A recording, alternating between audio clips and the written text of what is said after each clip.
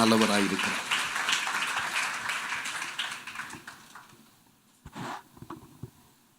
Price the Lord. ஹல்லேலூயா. ஆண்டவராகிய இயேசு கிறிஸ்துவின் நாமத்திலே அவரை வாழ்த்துகிறேன். முதலாவது தேவனுக்கு நான் நன்றி செலுத்துகிறேன். என்னை இந்த இடத்துக்கு கொண்டு வந்த தேவனுக்கு நன்றி. இரண்டாவது அருமையான யுனிஷா சகோதரிக்கும் விஜயகுமார் பிரதருடைய குடும்பத்துக்கும் நன்றி செலுத்துகிறேன். பாஸ்டுடைய குடும்பத்துக்கு நன்றி செலுத்த, அருமையான தாயாருக்கும் ஃபவுண்டருக்கும் நன்றி செலுத்துகிறேன். நிறைய கேள்விப்பட்டேன் உங்களை குறித்து நிறைய. Price the Lord. ஒரு டுனாமிஸ் பவரை கர்த்தர் உங்கள் சபை கொடுத்துருக்கிறார். ஆமென். அவங்க தேவ தாசி, அவங்களுடைய பிரயாசம் இந்த நாட்களில் தேசத்தை அசைத்து கொண்டிருக்கிறது. ஆமென். என்னுடைய பெயர் பெஞ்சமின். எப்படி வேணாலும் கூப்பிடலாம். என்னை தீர்க்கதரிசி பெஞ்சமின் தான் கர்த்தர் வச்சிருக்கிறாரு. நீங்கள் எப்படியும் கூப்பிடலாம். எனக்கு ஒரே மனைவி, 2 பிள்ளைகள். சென்னையை மையமாக வைத்து ஊழியம் பண்ணி கொண்டிருக்கிறேன். ஆமாம், என்னை கர்த்தர் அழைத்தார். அந்த ஊழியத்துக்கு ஒப்பு கொடுத்து வந்திருக்கிறேன். கடந்த 26 வருடங்களாக தேவன் நடத்தி கொண்டிருக்கிறார். தேவன் கூட இருக்கிறார். Price the Lord. நேரம் ரொம்ப கம்மியாக இருக்குது, அதனால் நம்ம நேர தேவனுடைய வார்த்தைக்குள்ளாக கடந்து செல்வோம். Price the Lord. பக்கத்தில் கரங்களை பிடிச்சவங்க முகத்தை பாருங்களேன். முகத்தை பாருங்கள். நான் இங்கே தான் நிற்பேன். போக மாட்டேன். முகத்தை பாருங்கள். பார்த்துட்டு முகத்தை சொல்கிறத கொஞ்சம் ஏற்றுக்கொள்ள. முகம் பாருங்கள். முகத்தை பாருங்களேன். அவங்க ஃபேஸ் பாருங்கள். புதுசாக கல்யாணம் முடித்த சகோதரன் ஃபேஸ் பாருங்கள். பார்த்து சொல்லுங்கள். இங்கே அவங்கள பார்த்து சொல்லுங்கள், ரொம்ப அழகாக இருக்கீங்க சொல்லுங்களேன். இந்த கணவன் மனைவியாக இருக்கீங்களா? கணவன் மனைவி, ஹஸ்பண்ட் ஒய்ஃபாக இருக்கிறீங்களா? சொல்லுங்கள், நீங்கள் ரொம்ப அழகாக இருக்கீங்க சொல்லுங்களேன். ரொம்ப அழகாக இருக்கீங்க சொல்லுங்கள். பக்கத்தில் தம்பி கையை பிடிச்சிட்டு இங்கே பாருப்பா, கையை பிடிச்சி சொல்லு. அவங்கள பார்த்து சொல்லுங்கள், நீங்கள் ரொம்ப அழகாக இருக்கீங்க சொல்லுங்களேன். சொல்லுங்கள், அவங்க ரொம்ப அழகாக இருக்கீங்க சொல்லுங்கள். தனியாக சொல்லாதீங்க, அது நல்லா இல்லை. பக்கத்தில் அவங்கள பார்த்து ரொம்ப அழகாக இருக்கீங்க சொல்லுங்கள். Praise the Lord. ஹல்லேலூயா. இந்த வார்த்தையை கேட்கத்தாங்க எல்லோரும் இருக்கிறாங்க. நீ நல்லா இருக்கிறீங்க, சந்தோஷமாக சொல்கிறதுக்கு யாருமே இல்லை. திருமணமானி அந்த 3 மாதம்தான் அந்த பயங்கரமான விறுவிறுப்புலாம். அதுக்கப்புறம் பார்த்தீங்கன்னா எல்லாம் குறைஞ்சிரும். இப்போ பேசுகிறதுக்கே டைம் இருக்காது, பார்க்குறதுக்கு டைம் இருக்காது. அப்புறம் இப்போ வந்துருச்சு சுட்டிக்கார ஃபோனு, ஸ்மார்ட் ஃபோன் வந்துருச்சு. அப்புறம் இதுதான் அவங்க வாழ்க்கையில் கதாநாயகனாக மாறிடுது. Praise the Lord. ஹல்லேலூயா. இது வாங்கி 12 வருஷம் ஆகுது. நான் மாற்ற மாட்டேன்ட்டேன். இது போதுன்ட்டேன். Price the Lord. ஹல்லேலூயா. எடுத்து வாசித்து பார்ப்போம். மார்க்கு சுவிசேஷம் 4ஆம் அதிகாரம் 35 முதல் 41 வரைக்கும். சீக்கிரமாக வாசிங்க. தயவு செய்து மொபைல் ஃபோனில் வாசிக்காதீங்க. பரிசுத்த வேதாகமம் இருந்தால் மட்டும் வாசிங்க. அது ஒரு கடுகு விதைக்கு ஒப்பாய் இருக்கிறது. அது பூமியில் விதைக்கப்படும் போது பூமியில் உள்ள சகல விதைகளிலும். மார்க்கு சுவிசேஷம் 4ஆம் அதிகாரம் 35 முதல் 41 வரைக்கும். அன்று சாயங்காலத்தில் அவர் அவர்களை நோக்கி, அக்கறைக்கு போவோம் வாருங்கள் என்றார். அவர்கள் ஜனங்களை அனுப்பிவிட்டு அவர் படவில் இருந்தபடியே அவரை கொண்டு போனார்கள். வேறே படவுகளும் அவரோட கூட இருந்தது. அப்பொழுது பலத்த சுழல் காற்று உண்டாகி படவு நிரம்பத்தக்கதாக அலைகள் அதன் மேல் மோதிற்று.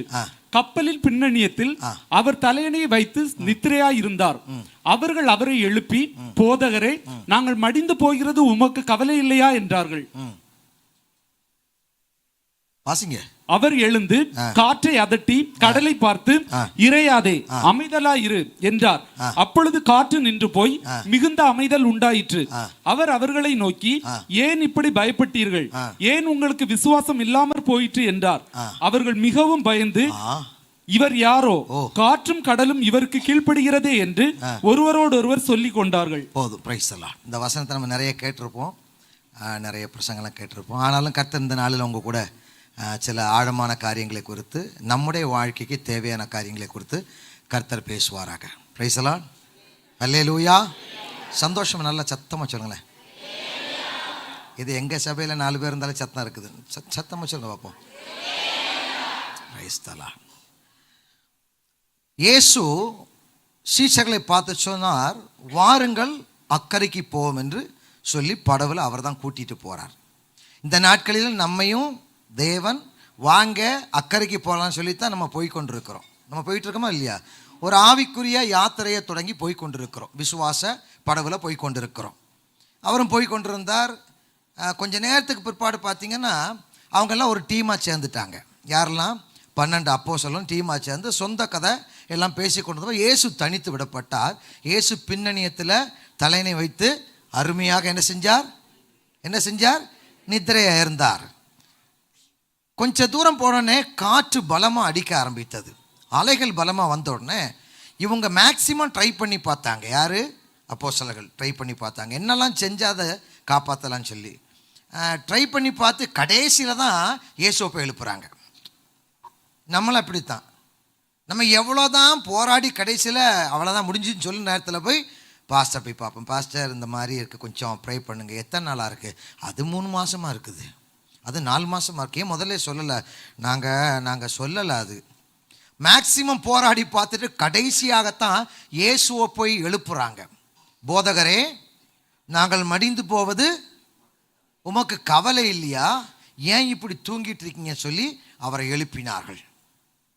நாங்கள் சாப்பிட்றது உமக்கு கவலை இல்லையா? நாங்கள் பாடுபடுற உமக்கு கவலை இல்லையா? நாங்கள் டென்ஷனாக இருக்கும்போது கவலை இல்லையா? என்ன பிரயாசப்படுறோம் கவலை இல்லையா? இப்படி தூங்கிட்டு இருக்கிறீரே, எழுந்துருன்னு சொன்னார். இயேசு எழுந்தார். எழுந்து பார்த்து சொன்னார், அந்திரேயா இடது பக்கம் விழு, பேதுரு வலது பக்கம் விழு, நாம் நீந்தி போவோம்னு சொன்னாரா? அப்படி சொல்லலை. அவர் எழுந்த உடனே காற்றையும் பார்த்தாரு, கடலையும் பார்த்தார். என்ன சொன்னார்? காற்றை பார்த்து இறையாத, கடலை பார்த்து பி குவைட் அப்படின்னாரு. அது ரெண்டும் கேட்டுச்சா இல்லையா? எல்லாம் கேட்கும். இந்த இயற்கைகள் எல்லாம் கேட்கும், மனுஷன் தான் கேட்க மாட்டான். ஆமாம், மனுஷன் எல்லாத்தையும் விட பெரிய அல்ல. என்ன சொன்னாலும் கேட்காத ஒரே ஒரு ஜென்மம் யாருன்னா மனிதர்கள். நான் யாரும் சொல்ல, பொதுவாக சொல்கிறேன், அதில் நானும் உண்டு. நம்ம பிள்ளைகள் இங்கே வானா அங்கே போகும், செய்யாதனா செய்யும், எடுத்துட்டு வானா வச்சுட்டு வரும், உடைக்காம கொண்டு வானா உடைச்சிட்டு வரும், பத்திரம்னா அபாத்திரமாக போயிடும். இது இயற்கை. காற்றும் கடலும் வித்தின் செகண்ட் கூட இல்லை, அந்த வினாடிக்கு முன்பாகவே சைலண்ட் ஆயிடுச்சு. அப்போ அவங்க சொல்கிறாங்க, இவர் யார்? இவர் யாரோ, இவர் சொன்ன கீழ்ப்படியுது, ஆள் கொஞ்சம் வித்தியாசமாக இருக்காரே, எப்படிப்பட்ட ஆள்னு தெரியும்னு சொல்லி திகைத்து கொண்டிருந்த பொழுது இயேசு கேட்குறார், உங்கள் விசுவாசம் ஏன் போச்சு? ஏன் பயப்பட்டீங்க? பிரைசலாம். ஏன் பயப்பட்டீர்கள்? உங்கள் விசுவாசம் எங்கே போயிடுச்சு? அப்போ பயம் இருக்கிற இடத்துல என்ன இருக்காது? நமக்கு பயம் இருக்கா இல்லையா? பயம் இருக்குது. எவ்வளோ பெரிய ரவுடியாக இருந்தாலும் பொண்டாட்டி வாரான்னு சொல்லியாச்சுன்னா அவ்வளோதான், சைலண்ட்டு, கீப் த சைலண்ட் ஆயிடுவாங்க. அப்போ ஒவ்வொருத்தருக்கும் ஒவ்வொரு விதமான பயங்கள். வீட்டில் தான் பயங்கர புலி, வெளியில் வந்தால் எலி, வீட்டில் எலி, வெளியில் வந்தால் புலி, இப்படித்தான் இருக்குது. காலங்கள் போச்சு, இயேசு போனார். நன்றாக கவனித்துக் கொள்ளுங்கள். இயேசு 2 வகையான காரியங்களை உடையவர். ஒன்று, விசுவாசம் அவருக்குள்ளே இருந்தது, 2வது அதிகாரமும் இருந்தது. இந்த 2 நாள் தான் அது கீழ்ப்படிய ஆரம்பித்தது. விசுவாசம் அதிகாரம் இல்லாமல் செயல்படாது, அதிகாரமும் விசுவாசம் இல்லாமல் செயல்படாது. ரெண்டுமே ஒன்றோடொன்று முத்தம் கொஞ்சிட்டு தான் இருக்கும், விசுவாசமும் அதிகாரமும்.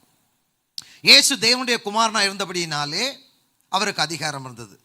இயேசு தேவனிடத்திலிருந்து புறப்பட்டு வந்தபடியினாலே விசுவாசத்தின் நிறைவு அவருக்கு இருந்தது.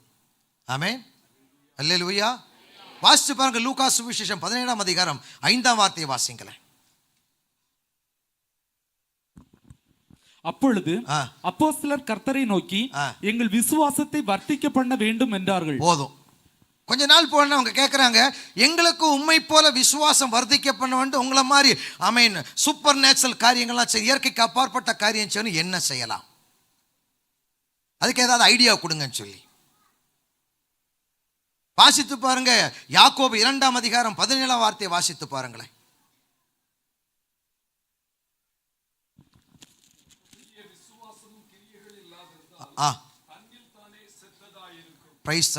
விசுவாசத்துக்கு கிரியை செய்யக்கூடிய தன்மை உண்டு, இல்லைன்னா செத்து போயிடும். பச்சை மிளகாக்கு காரத்தின் தன்மை உண்டு, புளிக்கு புளிக்கிற தன்மை உண்டு, மதுரத்துக்கு மதுரிக்கிற தன்மை உண்டு. அப்ப விசுவாசத்துக்கு என்ன தன்மை இருக்குன்னா, அது கிரியை செய்யக்கூடிய ஒரு டைம் பாம். விசுவாசம் கிரியை செய்யுங்க, எல்லாருக்கும் இந்த விசுவாசம் இருக்குது. ஆனால் அதை பயன்படுத்தக்கூடிய விதத்தில் பயன்படுத்த தான் கிரியை செய்யும், இல்லாத வரைக்கும் அது அப்படியே தான் இருக்கும். அப்ப நமக்குள்ள இருக்கக்கூடிய விசுவாசத்துக்கு ஆக்ஷன், கிரியை செய்யக்கூடிய தன்மை உண்டு. பிரைஸ்லால். கரங்களை பிடிச்சு சொல்லுங்க, கரங்களை பிடிங்க. நான் கொஞ்ச நேரம் அப்படித்தான் செய்வேன். ப்ராஃபட்டிக்கல் சைன் இதெல்லாம், ஓகேங்களா? இது ஒரு ப்ராஃபட்டிக்கல் எக்ஸசைஸ். இது பிடிச்சு சொல்லுங்க, உங்க விசுவாசத்துக்கு கிரியை செய்கிற தன்மை இருக்கு. நீ என்கிட்ட பேசுறீங்கன்னா கையை பிடிச்சு பேசுங்க, பச்சை தமிழ்ல சொல்றேன் நான். ஆமாம், நீங்கள் பார்டரில் இருக்க மலையாளத்தில் சொல்கிறேன். நீங்கள் பரஸ்பரம் கண்டு சம்சாரிக்கி. ஒருத்தருக்கு ஒருத்தர் பார்த்து சொல்லுங்கள். உங்களுக்குள்ள விசுவாசத்துக்கு ஏம்மா நீ என்ன கிண்டல் பண்ணுற, பக்கத்தில் பாரு. உங்களுக்குள்ள இருக்க விசுவாசத்துக்கு கிரியை செய்கிற தன்மை உண்டு. பயங்கரமான விசுவாசத்தை, வல்லமையுள்ள விசுவாசத்தை உங்களுக்கு வச்சிருக்கிறாரு. ஆமென், ஆமென். இதெல்லாம் நம்ம என்கரேஜ் பண்ணும்போது தான் என்கரேஜ் ஆகும். ரைசலாம் அல்லேலூயா. விசுவாசத்தை கிரியை செய்கிற தன்மை செத்து போயிடும். நமக்குள்ள விசுவாசம் இருக்கு. ஆனா என்ன வேணும்? அது கூட அதிகாரம் வேணும். வாசிச்சு பாருங்க, யோவான் சுவிசேஷம் 1ஆம் அதிகாரம் 12ஆம் வார்த்தை வாசிங்களேன். யோவான் சுவிசேஷம் 1ஆம் அதிகாரம் 12ஆம் வார்த்தை வாசிங்களேன். அவருடைய நாமத்தின் மேல் விசுவாசம் உள்ளவர்களாய் அவரை ஏற்றுக்கொண்டவர்கள் எத்தனை பேர்களோ அத்தனை பேர்களும் தேவனுடைய பிள்ளைகளாகும்படி அவர்களுக்கு அதிகாரம் கொடுத்தார். Price the Lord. இயேசு கிறிஸ்துவை என்னைக்கு இரட்சகரை ஏற்றுக்கொண்டு ஞானஸ்தானம் பெற்று ரட்சிக்கப்பட்டு பாரு என்கிற கிறிஸ்துவில ஆமென் வேரூன்றி நிக்கிறோமோ அன்னைக்கே என்ன கொடுத்திருக்காரு? பிள்ளை என்கிற அதிகாரம். மொட்டையான அதிகாரம்ல பிள்ளை என்கிற அதிகாரம். சொல்லுங்க, கையை எப்படி சொல்லுங்க. நீங்க ஏம்மா கொஞ்சம் உற்சாகமா சொல்லுமா. உன்னை பார்த்தா நான் உற்சாகமா இருக்கணும். உற்சாகமா இருங்க. ஒரு 9 முடிச்சிருவேன். என்ன பயப்படாதீங்க. சொல்லுங்க, நீங்க தேவனுடைய பிள்ளை, உங்க மேல தெய்வீக அதிகாரம் இருக்குது. மறந்துடாதீங்க. அதிகாரம் உள்ள நபர்.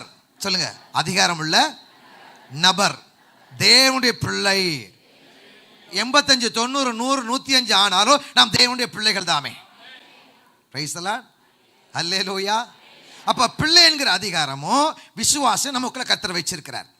அதனால தான் அப்போஸ்தலர் கேட்டாங்க. வாசிச்சு பாருங்க, லூக்கா 17:5 எங்கள் விசுவாசத்தை வர்த்திக்க பண்ண வேண்டுமே என்று இயேசுட்ட கேட்டாங்க. அதுக்கு இயேசு என்ன பதில் சொல்றாரு?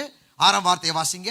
அதற்கு கர்த்தர், கடுகு விதையளவு விசுவாசம் உங்களுக்கு உண்டாயிருந்தால் நீங்கள் இந்த காட்டத்தி மரத்தை நோக்கி நீ வேரோட பிடுங்குண்டு கடலிலே நடப்படுவாயாக என்று சொல்ல அது உங்களுக்கு கீழ்ப்படியும். அப்படியே நேரம் மார்க் 23 வாசிங்களேன். மார்க் 11ஆம் அதிகாரம் 23ஆம் வார்த்தை வாசிங்களேன். மார்க் சுவிசேஷம் 11:23. எவனாகிலும் இந்த மலையை பார்த்து நீ பெயர்ந்து சமுத்திரத்திலே தள்ளுண்டு போ என்று சொல்லி தான் சொன்னபடியே நடக்கும் என்று தன் இருதயத்தில் சந்தேகப்படாமல் விசுவாசித்தால் அவன் சொன்னபடியே ஆகும் என்று மெய்யாகவே உங்களுக்கு சொல்லுகிறேன். இந்த 2 வசனத்தை நீங்க வாசிச்சு பார்த்தீங்கன்னாலும் சொல்லணும்னு ஒரு வார்த்தை வருது. சொல். என்ன செய்யணும்? சொல். காட்டத்தி மரத்தை பார்த்து, மலையை பார்த்து நீ பேசு. என்னது? மலையே மலையே மலையே பேசாதீங்க. ஆமென். உங்க சூழ்நிலையை பேசாதீங்க, உங்க பலவீனத்தை பேசாதீங்க, உங்க நெருக்கத்தை பேசாதீங்க, உங்க உபத்திரவத்தை பேசாதீங்க. அதை பார்த்து பேச வேண்டிய காரியங்கள் நிறைய இருக்குது. Price the Lord. நாம செய்யறது எல்லாமே நேர ஆப்போசிட்டை தான் செய்யறோம். என்ன செய்யறோம்? மலையே மலையே என் வாழ்க்கையில் இந்த பிரச்சனை இருக்கு, என் வாழ்க்கையில் இவ்வளோ போராட்டம் இருக்கு, என்ன மாதிரி நெருக்கம் யாருக்கு இருக்குது, நான் நெருக்கப்படுறேன், என்னை யாருமே கண்டுக்க மாட்டேன். அதை பேசாதீங்க. அது எப்போ தான் ரெகுலர் எல்லாம் பேசிட்டு இருக்காங்க. இந்த நாட்களில் நீதிக்கும் அநீதிக்கும் கர்த்தர் வித்தியாசத்தை ஏற்படுத்துவார். Praise the Lord. ரட்சிக்கப்பட்ட சபைக்கு வித்தியாசத்தை கர்த்தர் ஏற்படுத்துவார். Praise the Lord. அல்லேலூயா. பார்த்து பேச வேண்டிய விதத்தில் பேசணும். நான் நேற்று ஏறி வரும்போது ஒரு வார்த்தையை பார்த்தேன், தீது சொல்லாதிருப்பாயாக. கரெக்ட். ஏன் பாஸ்டர் இது ஒட்டி வச்சிருக்காருன்னு எனக்கு தெரியல. ஆனால் அப்புறம் தான் தெரிஞ்சது, இப்போ நிறைய தீதுகள் இருக்கு போல் இருக்குன்னு சொல்லி. அபாயகரமான வளைவுகள், கவனமாக செல்ல கார் ஓட்டிட்டு போகும்போது இருக்கும். ஏன்னா அங்கே வளைவுகள் இருக்கு, அபாயகரமான வளைவுகள் இருக்கனால தீது சொல்லாதிருப்பாயாக. Price the Lord. நம்ம பேச வேண்டும் என்று தேவன் சொல்லுகிறார். எதை பார்த்து? முடியாத காரியத்தை பார்த்து பேசணும். எங்கேயாவது மழை போயிருக்காங்க? மழை போயிருக்கா? எங்கேயாவது சொல்லி அது மழை போயிருக்கா?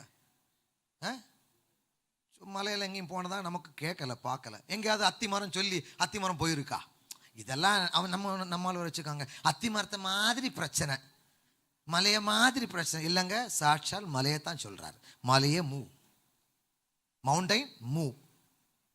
Price the Lord. நமக்கு அதெல்லாம் தெரியாதனால சொல்ல மாட்டேன்றோம். இயேசு சொன்னா ஆமென். இயேசு சொன்னா 100% கரெக்ட். அவர் சொன்னபடி ஆகும். Price the Lord. 2 காரியத்திலையும் பார்க்க நீ பேச வேண்டும் என்று சொல்லி. இந்த பேச்சு எங்கிருந்து வருதுங்க? இந்த பேச்சு எங்கிருந்து வருது? சொல் எங்கிருந்து பிறக்குது? நம்ம சொல் வாயிலிருந்து பிறக்குதும்பாங்க. இல்லை, வாயை விட நாக்கிலிருந்து பிறக்குது. ஊமையான்னு வாய் இருக்குது, சொல்ல முடியுமா? பேம்மா. கர்த்தர் ஊமையனையும் செவிடனையும் குணமாக்கினார். அப்போ பேச்சு எங்கேருந்து வருதுங்க? நாவிலிருந்து வருது. எங்கேருந்து வருது சொல்லுங்க? நாவிலிருந்து வருது. நம்ம நாக்கில் தான் விசுவாசம் செயல்பட போகுது. ஒரு ரகசியத்தை சொல்லித்தாரேன். நம்முடைய நாக்கு அதிபயங்கரமான நாக்கு. Price the Lord. என்ன பயங்கரமான நாக்கு? அதிபயங்கரமான நாக்கு. நாக்கை குறித்து ஒருத்தர் வர்ணிச்சு எழுதியிருக்காரு தெரியுமா?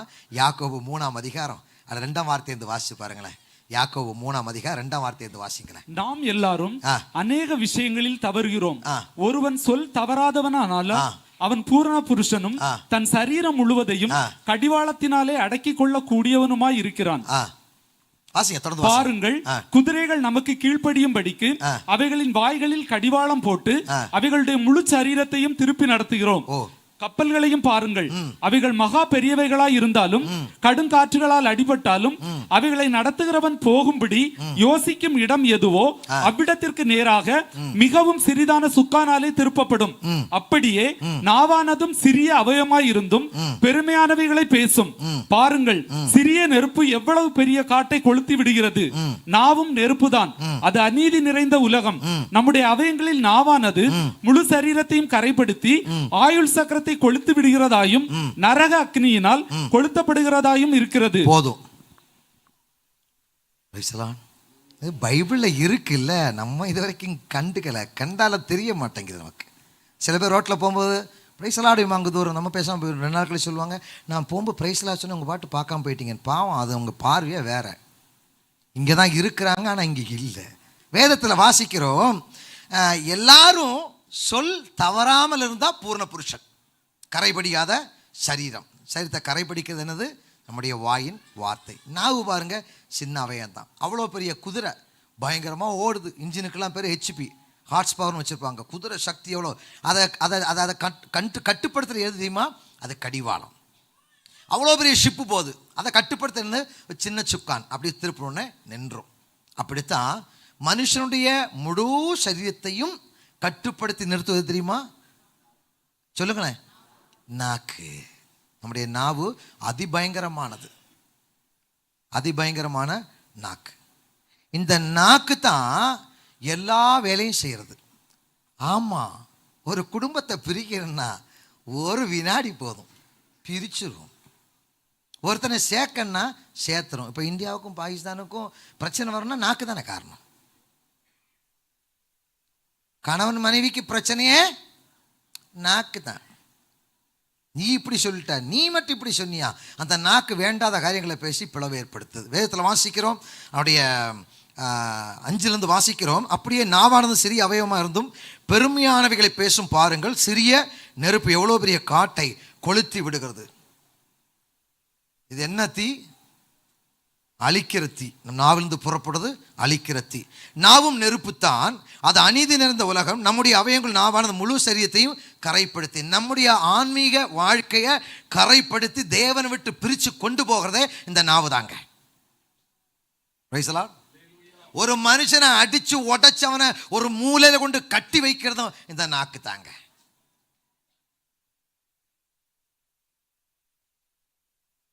சந்தோஷமா இருந்தாரு, அவரை அடிச்சு நீ என்ன சந்தோஷப்பன்னு சொல்லி ஒரு மூலையில வச்சது நாக்குத்தான்.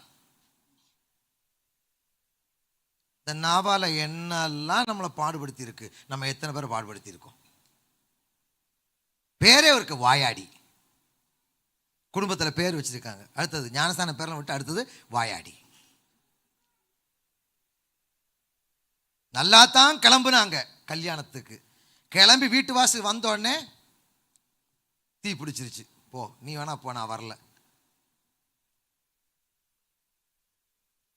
ஆயுள் சக்கரத்தை கொளுத்துகிறதாயும் நரக அக்கினால் கொளுத்துகிறதா இருக்கு. ஆயுள் சக்கரம் என்ன தெரியுமா? தீர்க்காயுசு இருக்கு இல்லையா, தீர்க்காயுசு அதே கொளுத்தி விடுதான். நமக்கு தீர்க்காயுசு உண்டு. தீர்க்காயுசு என்னங்க? தீர்க்காயுசு என்ன அர்த்தம்? தீர்க்காயுசு இயேசு கிறிஸ்து வர வரைக்கும் இருப்போம். அது ஒரு தீர்க்காயுசு வச்சுக்கோங்க.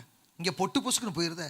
பிரச்சனை வரும்போது சொல்கிற ஒரே ஒரு காரியம் தான், நான் செத்தா போதும் ஆண்டவரே, இதை தாங்க, செத்தா போதும். வீட்டில் வரும்போது நான் செத்தா தாண்டி உனக்கு தெரியும், நீ செத்தா ஒன்றுமே தெரியாது, உனக்கே தெரியாது.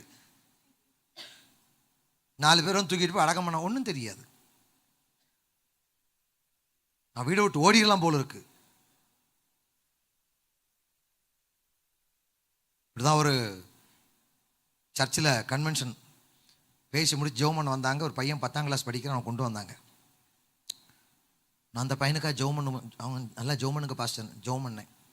ஜெபம் பண்ணால் பசு மாடு எருவு மாடு எல்லாம் இருக்குது. நாங்கள் கிட்ட தம்பி எதுவும் பால் பண்ண வச்சுருக்கீங்களா? இல்லை. எது பால் பண்ண வைக்கிற ஐடியா இருக்கா? இல்லை.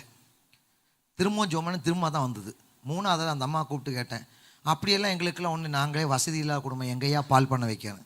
சரி போ ஜெபம் பண்ணி சீக்கிரம் முடிக்கணும், அடுத்தது காத்திருக்கான்னு ஜெபம் பண்ணும்போது கர்த்தர் சொன்னார், அந்த அம்மாட்ட கேள, அந்த அம்மா நிறைய வாக்குத்தத்தங்கள் ஒன்று கொடுத்துருக்கு. என்ன வாக்குத்தத்தம் கொடுத்துங்க வாமா அப்படின்னு சொல்லி கேட்டேன். இவன் சரியா படிக்க மாட்டான்லாம், 10ஆம் கிளாஸ் நீ பாஸ் ஆகல, ஃபெயில் ஆகி நீ மாடு தான் மேய்க்க போகிற அப்படின்னு சொல்லிட்டேன். அது 1-2 தடவை இல்லை, பொழுதுனைக்கும் சொல்கிறதான் வேலை. அப்புறம் ஜெபம் பண்ணி அப்புறம் மாடெல்லாம் துரத்தி விட வேண்டிய வேலை நம்ம வேலையாகி போச்சு. Price the Lord. எச்சரிக்கை, நாவு பயங்கரமான ஒரு அநீதி நிறைந்த உலகம்.